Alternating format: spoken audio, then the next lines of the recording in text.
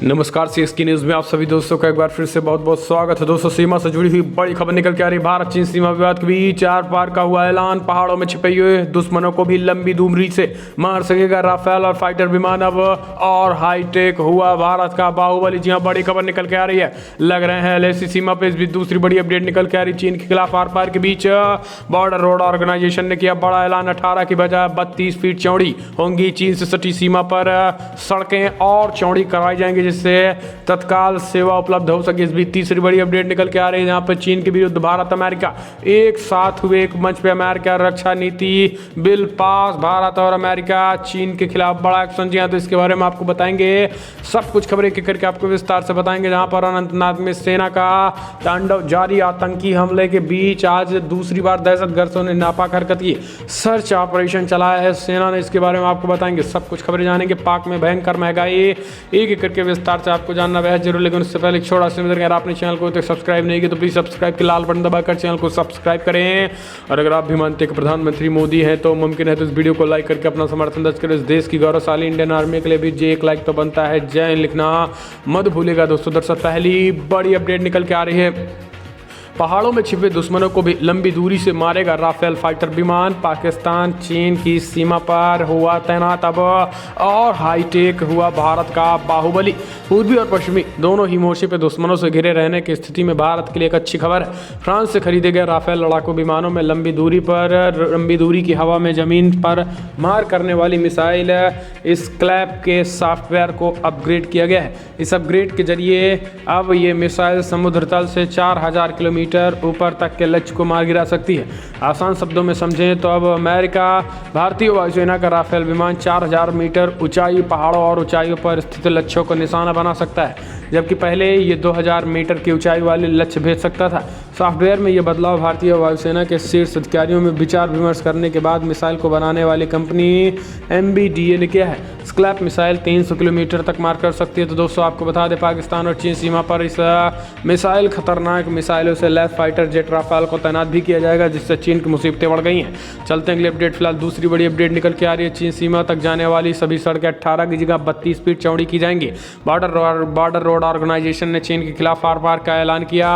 चीन की बड़ी मुसीबतें। भारत और चीन के बीच पूर्वी लद्दाख में मई माह में सीमा विवाद जारी है। इस बीच अब सभी राष्ट्रीय राजमार्ग जो चीन की सीमा तक जा रहे हैं फीडर सड़कों के रूप में राष्ट्रीय सुरक्षा के लिए राजनीतिक महत्व रखते हैं। उन्हें 10 मीटर यानी 32 मीटर से ज़्यादा चौड़ा किया जाएगा, ये कहना है सड़क परिवहन और राजमार्ग मंत्रालय का। राजमार्ग मंत्रालय ने अपने 2 साल पुराने उस परिपत्र को संशोधित किया है, जिसमें ऐसे सड़कों की चौड़ाई 5.5 मीटर यानी 18 फीट तक सीमित कर दी गई है। ये परिपत्र चारधाम सड़क चौड़ीकरण परियोजना के लिए विवाद का कारण बनी हुई थी।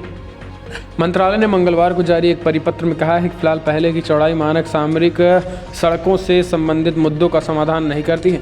इनमें कहा गया है कि फिलहाल रक्षा मंत्रालय द्वारा उठाए गए मुद्दों के मद्देनजर निर्धारित मानकों की समीक्षा की गई है। संशोधित परिपत्र में मंत्रालय ने कहा है कि फिलहाल पहाड़ी और पर्वतीय क्षेत्रों की वो सड़कें जो चीन की सीमा के लिए फीडर सड़कों के रूप में कार्य करती हैं या राष्ट्रीय सुरक्षा के लिए सामरिक महत्व वाली हैं, उसकी कैरिजवे की चौड़ाई 7 मीटर होनी चाहिए, जिससे दोनों में 1.5 मीटर की ढलान हो। तो ये बड़ी खबर निकल के आ रही है। हम चलते हैं अगले अपडेट लेते हैं। चीन के विरुद्ध भारत अमेरिका एक साथ। अमेरिकी रक्षा नीति में बिल पास। चीन पर कसा जाएगा शिकंजा। दरअसल अमेरिकी संसद प्रतिनिधि सभा और सीनेट में $740 अरब की रक्षा नीति विधेयक आधिकारिक रूप से पारित कर दिया गया है। इससे LAC पे भारत के खिलाफ चीन की आक्रामकता का विरोध भी शामिल किया गया है। राष्ट्रीय रक्षा प्राधिकरण कानून NDMA ने चीनी आक्रामकता के विरोध में संबंधी प्रावधान हिंद प्रशांत वाहिनी क्षेत्रों में भारत जैसे सहयोगियों के लिए चीन का मजबूत समर्थन दर्शाता है। अमेरिका में पारित इस कानून में भारतीय अमेरिकी सांसद राजा कृष्णमूर्ति के प्रस्ताव की भाषा के अहम अंशों को भी शामिल किया गया है। और चीन सरकार ने LAC के पास भारत के खिलाफ सैन्य आक्रामकता को खत्म करने का आग्रह भी किया है। भारत और चीन के बीच इस साल मई से पूर्वी लद्दाख में LAC के पास सैन्य गतिरोध बना हुआ है। द्विदलीय कांग्रेस सम्मेलन समिति ने विधेयक के प्रतिनिधि सभा एवं सीनेट के संस्करणों को इस महीने की शुरुआत में मिलाकर अंतिम विधेयक तैयार किया था। कृष्णमूर्ति के प्रस्ताव को दोनों सांसदों में अभूतपूर्व द्विदलीय समर्थन के साथ पारित किया गया था। राष्ट्रपति ट्रंप के हस्ताक्षर के साथ यह कानून बन जाएगा। ट्रंप ने इस विधेयक के खिलाफ वीटो के इस्तेमाल की धमकी दी है, क्योंकि इसमें सोशल मीडिया कंपनियों के लिए कानूनी संरक्षण को रद्द करने की बात नहीं की गई है। तो दोस्तों आपको बता दें कि चीन के खिलाफ ये एक्शन। हम चलते हैं अगले अपडेट आपको बता दें। फिलहाल 55 साल बाद चिलाड़ी हल्दीबाड़ी रेल रिंग शुरू। पीएम मोदी शेख हसीना ने किया उद्घाटन। बांग्लादेश भी मार्च में जा सकते हैं पीएम मोदी। भारत और बांग्लादेश के बीच आज द्विपक्षीय वार्ता हुई है। कोरोना काल में इस वार्ता वर्चुअल तरीके से हुई है, जिसमें प्रधानमंत्री मोदी, बांग्लादेश की पीएम शेख हसीना ने हिस्सा लिया। पीएम मोदी ने बांग्लादेश को भरोसा दिया है कि कोरोना काल में बांग्लादेश उनकी प्राथमिकताओं में है। इसके साथ ही चिल्हारी हल्दीबाटी रेल लिंक की शुरुआत की गई है। दोनों देशों ने कई MOUs पे भी साइन किए हैं। वहां अपने संबोधन में प्रधानमंत्री मोदी ने कहा है कि फिलहाल दोनों देश लंबे वक्त से वर्चुअल माध्यम से एक दूसरे से जुड़े हुए हैं। विजय दिवस के बाद हमारी मुलाकात काफ़ी अहम है। पीएम मोदी ने कहा है कि फिलहाल विजय दिवस के अवसर पर पूरे देश भर में मशाल ले जाई जाएगी। पीएम मोदी ने कहा है कि बांग्लादेश के साथ संबंधों में मजबूती और गहराई लाना हमारी प्राथमिकता है। पीएम मोदी ने कहा है कि कोरोना काल में भारत बांग्लादेश का अच्छा सहयोग रहा है। वैक्सीन के काम में भी दोनों देशों का सहयोग बना रहेगा। पीएम मोदी बोले कि दोनों देश कनेक्टिविटी पर जोर दे रहे हैं, जो हमारी दोस्ती को दिखाता है। भारत हमेशा बंगबंधु का सम्मान करता है। हम चलते हैं अगले अपडेट लेते हैं। फिलहाल अनंतनाग के बाद अवंतीपोरा में आतंकी हमला। एक दिन में दूसरी बार दहशतगर्दों ने की नापाक हरकत। जी हाँ, जम्मू कश्मीर के अनंतनाग जिले के बिहाड़ा इलाके में आतंकियों ने सुरक्षा बलों को निशाना बनाते हुए ग्रेनेड हमला किया। इस हमले में CRPF का एक जवान भी घायल हो गया, जिसकी पहचान 40वीं बटालियन के पाटिल पद्मकार के रूप में हुई है। जवान के इलाज के लिए अस्पताल ले जाया गया है। आतंकियों की तलाश में सुरक्षा बलों की ओर से अभियान चलाया गया है। वहीं दूसरी बार पुलवामा हमला जिले के अवंतीपोरा में हुआ है। सूत्रों से मिली जानकारी के अनुसार अवंतीपोरा के कदबल में जम्मू कश्मीर पुलिस और CRPF के जवानों पर आतंकियों ने फायरिंग की, जिसका जवानों द्वारा भी करारा जवाब दिया गया था।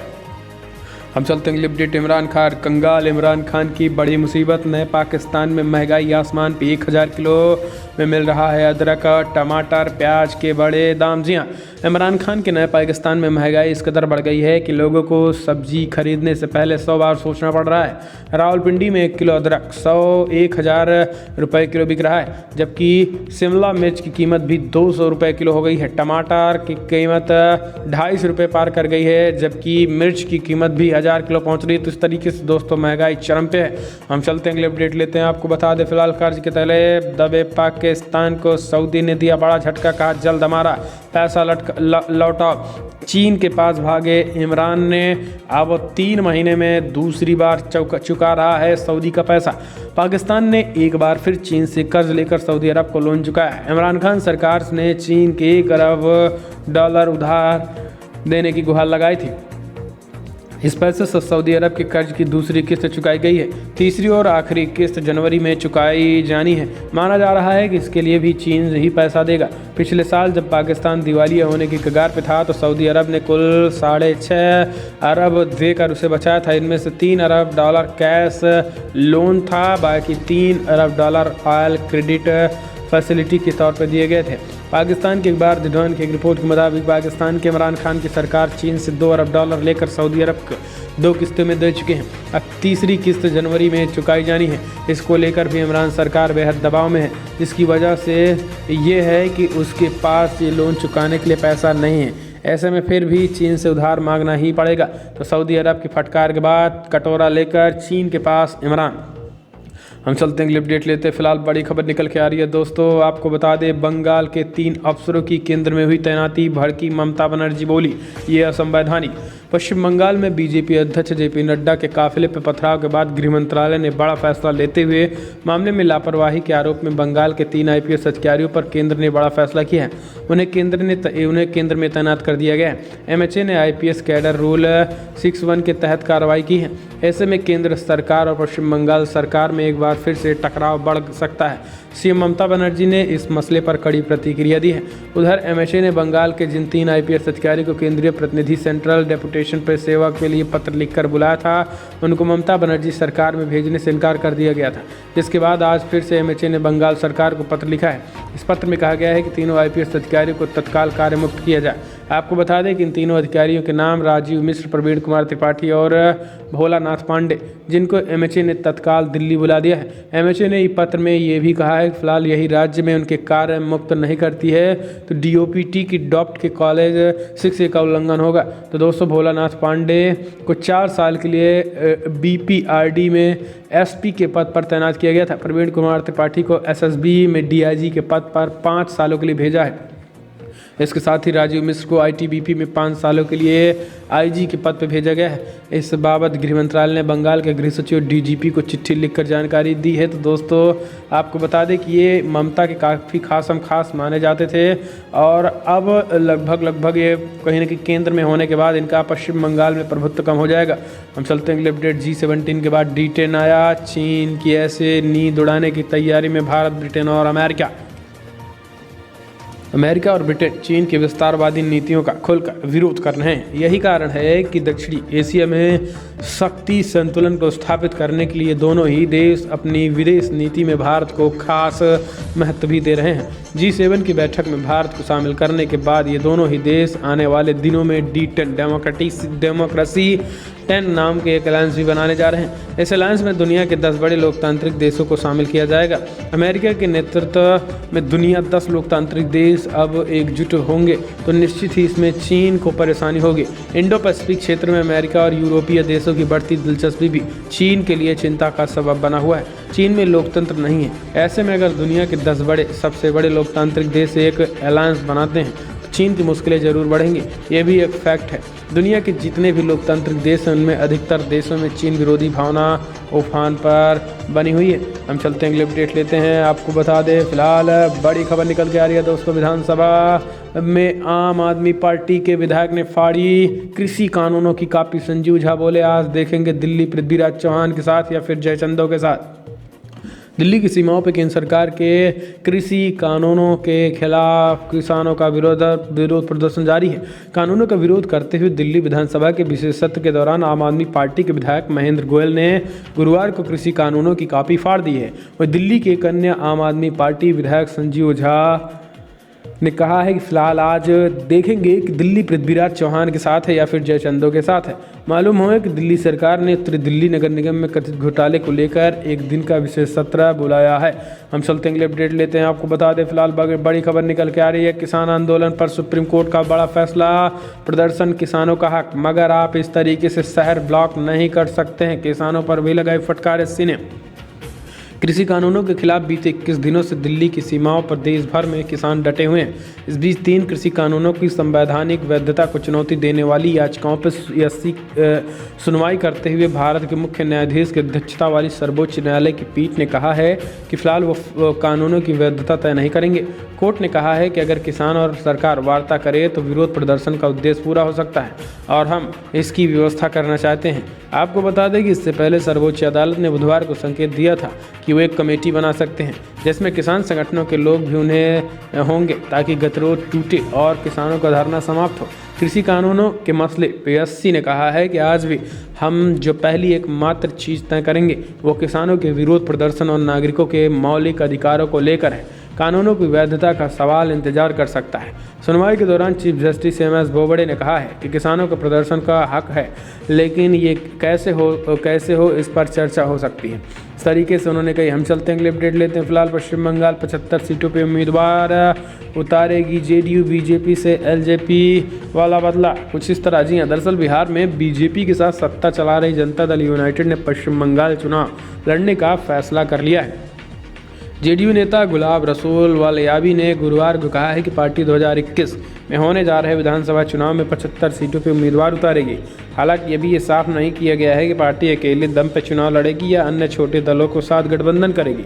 माना जा रहा है कि जेडीयू के साथ चुनाव लड़ने में कई सीटों पर बीजेपी के वोटों का बंटवारा हो सकता है। बीजेपी इस बार यहाँ सत्ता विरोधी मतों के जरिए जीत हासिल करने के प्रयास में है। ऐसे में टीएमसी विरोध मतों के बंटवारों में। हम चलते हैं अगले अपडेट लेते। फिलहाल बड़ी खबर निकल के आ रही है दोस्तों। गृहमंत्री अमित शाह के बंगाल दौरे को लेकर खास तैयारी। सुरक्षा में लगे जवानों की बढ़ाई गई संख्या। केंद्रीय सुरक्षा बल लगेंगे। जी हाँ, केंद्रीय गृह मंत्री अमित शाह के पश्चिम बंगाल दौरे को लेकर केंद्रीय सुरक्षा एजेंसी ने खास इंतजाम कर लिए हैं। बीजेपी अध्यक्ष जेपी नड्डा के काफिले पर हमले के बाद अमित शाह की सुरक्षा और मजबूत की गई है। क्लोज प्रोटेक्शन टीम और आउट प्रोटेक्शन टीम तैनात जवानों की तादाद में बढ़ोतरी होगी। केंद्रीय गृह मंत्री अमित शाह की सुरक्षा में केंद्रीय सुरक्षा बल और स्टेट आर्म्ड पुलिस के जवान मौजूद रहेंगे। रोड शो और जनसभा के दौरान सड़क पर मौजूद लोगों की महत्वपूर्ण जगहों पर स्क्रीनिंग की जाएगी। भीड़ के बीच बड़ी तादाद में सादी वर्दी में सुरक्षा एजेंसियों के जवानों की तैनाती भी होगी। इस सभा स्थल और रोड शो की जगह पर सुरक्षा एजेंसियां कार्यक्रम से पहले नियमित रूप से रेकी और रिहर्सल करेंगे। स्थानीय पुलिस को इलाके की कानून व्यवस्था दुरुस्त करने के निर्देश दे दिए गए हैं। आपको बता दें कि अमित शाह 19 से 20 दिसंबर को बंगाल के दौरे पर रहेंगे। इस बीच 19 दिसंबर को मिदनापुर का दौरा, रामकृष्ण मिशन का दौरा, सिद्धमेश्वरी मंदिर का भी दौरा, खुदीराम बोस की मूर्ति पर माल्यार्पण, एक और मंदिर में दर्शन, किसान के घर पे लंच, मिदनापुर में आम सभा। 20 दिसंबर को बोलपुर का दौरा, विश्व भारती में दौरा, लोक गायक के घर पर lunch, road show, press conference. इस तरीके से अमित शाह का ये पूरा कार्यक्रम है। हम चलते हैं अगली अपडेट। बिहार में शराबबंदी को लेकर उठने लगी मांग। शराबबंदी कानून को लेकर जीतन राम मांझी ने जताई चिंता, सीएम नीतीश से की मांग। जी दरअसल हिंदुस्तान आवाम मोर्चा और बिहार के पूर्व मुख्यमंत्री जीतन राम मांझी ने शराबबंदी कानून को लेकर एक बयान जारी किया है, जिसके बाद बिहार की राजनीति फिर से गर्मा गई है। जीतन राम मांझी ने नीतीश कुमार से शराबबंदी कानून को लेकर एक मांग की है। गुरुवार को मांझी ने एक ट्वीट करते हुए लिखा है कि मुख्यमंत्री नीतीश कुमार से मांग की है कि वो शराबबंदी कानून की सख्ती की वजह से जेल में बंद गरीब लोगों की जमानत की व्यवस्था कराएं। शराबबंदी के लिए उन्होंने मुख्यमंत्री को बधाई भी दी है, लेकिन आपको बता दें कि शराबबंदी को लेकर कुछ लोग इसे गलत भी बता रहे हैं। उनका कहना है कि शराबबंदी जो है उसको तत्काल लागू हटाया जाए बंदी को और फिर से उसे चालू किया जाए, ताकि उससे जो पैसा अर्न हो सके वो बेरोजगारों में लग सके। हम चलते हैं अगले अपडेट लेते हैं। आपको बता दें पश्चिम बंगाल से ही निकल के आ रही है। ममता को घेरने के बीच शुभेंदु संघ टीएमसी का एक और सांसद भाजपा में होगा शामिल। 60 और नेताओं पर भी अटकलें। जी हाँ, पश्चिम बंगाल में मुख्यमंत्री ममता बनर्जी की मुश्किलें लगातार बढ़ती जा रही हैं। उनकी करीबी माने जाने वाले कद्दावर नेता शुभेंदु अधिकारी विधायकी पद से इस्तीफा दे चुके हैं। अब शुभेंदु के साथ टीएमसी के एक और सांसद के भाजपा में जाने की चर्चा तेज हो गई है। इसके अलावा टीएमसी के 60 और नेताओं के जाने की अटकलें भी लग रही हैं। माना जा रहा है कि बंगाल दौरे पर आ रहे गृह मंत्री अमित शाह की मौजूदगी में वो भाजपा में भी शामिल हो सकते हैं। आपको बता दें कि विधायक पद से इस्तीफा देने के बाद शुभेंदु अधिकारी ने टीएमसी के कई असंतुष्ट नेताओं से मुलाकात की है। इसमें वरिष्ठ सांसद सुनील मंडल और आसनसोल के नगर निगम प्रमुख जितेंद्र तिवारी का भी नाम शामिल है। तो सूत्रों का जो दावा है वो निकल के आ रहा है कि 60 कद्दावर नेता धीरे धीरे भाजपा में शामिल हो जाएंगे। ये बड़ी खबर निकल के आ रही है। टीएमसी में ममता दीदी को अब मुश्किलों का सामना शुरू हो चुका है। हम चलते हैं अगली अपडेट लेते हैं। आपको बता दें चुनाव आयोग का कमलनाथ के खिलाफ एफआईआर दर्ज करने का आदेश। चुनाव में पैसे के गलत इस्तेमाल का है आरोप। जी मध्य प्रदेश के पूर्व मुख्यमंत्री और कांग्रेस के वरिष्ठ नेता कमलनाथ के खिलाफ चुनाव आयोग ने एफआईआर दर्ज करने का आदेश दे दिया है। कमलनाथ पे 2019 के लोकसभा चुनाव में पैसे के गलत इस्तेमाल का आरोप है।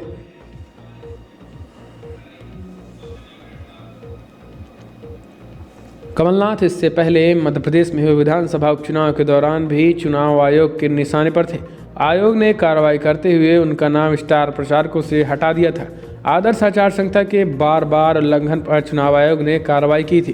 कमलनाथ उपचुनाव के दौरान बीजेपी नेता इमरती देवी पर विवादित बयान देकर सुर्खियों में आए थे। चुनाव आयोग ने कमलनाथ से जवाब मांगा था। कमलनाथ ने कहा कि उनके बयान पर गलत मतलब निकाला गया है। चुनाव आयोग ने कमलनाथ को नसीहत भी दी थी, लेकिन अब आपको बता दें इसमें एफआईआर भी दर्ज हो चुकी है। हम चलते अगले अपडेट लेते। फिलहाल बड़ी खबर निकल के आ रही। राम मंदिर के लिए 15 जनवरी से जुटाया जाएगा चंदा। 10, 100 और 1000 रुपये के होंगे कूपन। अयोध्या में भव्य राम मंदिर का निर्माण कार्य जारी है। मंदिर के निर्माण कार्य के लिए राम भक्तों का सहयोग के लिया जाएगा। इसके लिए विश्व हिंदू परिषद अभियान चलाएगी, जिसकी शुरुआत मकर संक्रांति यानी 15 जनवरी से होगी और मध्य पूर्णिमा तक जारी रहेगी। इस बात की घोषणा विश्व हिंदू परिषद के उपाध्यक्ष और श्री राम जन्मभूमि तीर्थ क्षेत्र के महासचिव चंपत राय ने बुधवार को प्रेस कॉन्फ्रेंस करके दी है। चंपत राय ने कहा है कि अयोध्या में श्री राम जन्मभूमि पर बनने वाले भव्य मंदिर के लिए देश भर के प्रत्येक राम भक्त का सहयोग लिया जाएगा। इसके लिए विश्व हिंदू परिषद कार्यकर्ता घर घर भी जाएंगे। श्री राम जन्मभूमि मंदिर निधि समर्पण अभियान की घोषणा करते हुए चंपत राय ने कहा है कि आगामी मकर संक्रांति 15 जनवरी के माघ पूर्णिमा तक चलने वाला है। हम चलते हैं अगले अपडेट लेते। फिलहाल बड़ी खबर निकल के आ रही है दोस्तों, आपको बता दें किसान आंदोलन के बीच केंद्र सरकार का बड़ा फैसला, गन्ना किसानों को दी गई बड़ी सौगात। जी हाँ, केंद्र सरकार ने गन्ना किसानों को बड़ी सौगात दी है। कैबिनेट ने निर्णय लिया है कि किसानों को 3500 करोड़ रुपए के निर्यात सब्सिडी, 18,000 करोड़ रुपए के निर्यात लाभ तथा अन्य सब्सिडी दी जाएगी। केंद्रीय मंत्री प्रकाश जावड़ेकर ने कहा है कि फिलहाल प्रेस कॉन्फ्रेंस करके इस बात की जानकारी देते हुए उन्होंने कहा है कि 3500 करोड़ रुपए की सब्सिडी और ख़ास करके जल्द ही गन्ना किसानों का भुगतान, ये सब कुछ मिलेगा। हम चलते हैं अगले अपडेट लेते हैं। तो दोस्तों आपको बता दें फिलहाल बड़ी खबर निकल के आ रही है, जहां पर ओवैसी और राजभर की एंट्री में यूपी की सियासी पारी चढ़ी। मोहसिन रजा बोले देश तोड़ने वाले एक मंच पे आ गए हैं। ऑल इंडिया मजलिस इत्तेहादुल मुस्लिमीन के अध्यक्ष असद ओवैसी, उसूल देव भारतीय समाज पार्टी के अध्यक्ष ओम प्रकाश राजभर लखनऊ में मुलाकात के बाद प्रदेश का सियासी पारा चढ़ गया है। यूपी सरकार के मंत्री मोहसिन रजा ने कहा है कि देश तोड़ने वाले लोग एक मंच पे आ गए हैं। इसके पहले आम आदमी पार्टी ने यूपी में चुनाव लड़ने की भी बात कही थी। इन लोगों को चाहिए कि ये सभी एक मंच पर आ जाएं। हमें इनकी बिल्कुल भी चिंता नहीं है।